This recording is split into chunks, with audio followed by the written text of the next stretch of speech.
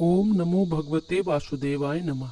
निर्जला एकादशी 2025 एकादशी व्रत कब है?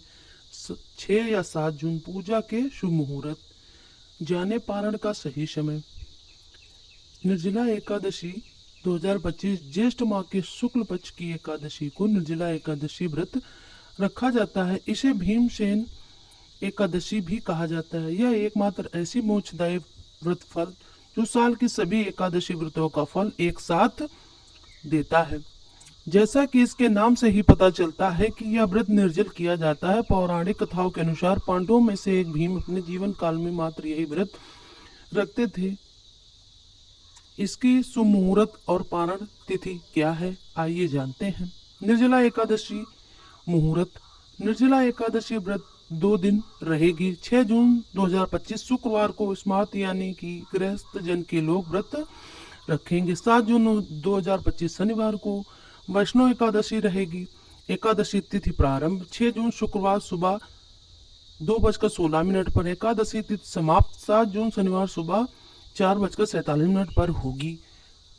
एकादशी शुभ मुहूर्त। ब्रह्म मुहूर्त क्या होगा? सुबह 4:08 से सुबह 4:56 पर ब्रह्म मुहूर्त रहेगा। अभिजीत मुहूर्त 11:58 से दोपहर 12:52 तक। सायंकाल में 7:17 से 8:18 तक। रवि योग 5:23 से सुबह 6:34 पे। राहु काल 10:36 से दोपहर 12:20 तक रहेगा। निर्जला एकादशी शुभ मुहूर्त। प्रातः काल पूजा शुभ मुहूर्त सुबह 5:23 से सुबह 9:40 तक। अभिजीत मुहूर्त 11:58 से दोपहर 12:52 तक। सर्वार्थ सिद्ध योग 9:40 से 8 जून सुबह 5:23। 8 जून रविवार सुबह 7:17 तक रहेगा। निर्जला एकादशी व्रत का पारण। निर्जला एकादशी व्रत स्मार्त का पारण 7 जून दोपहर 1:44 से सायंकाल 4:31 रहेगा। निर्जला एकादशी व्रत वैष्णव पारण 8 जून सुबह 5:23 से सुबह 7:17 तक रहेगा।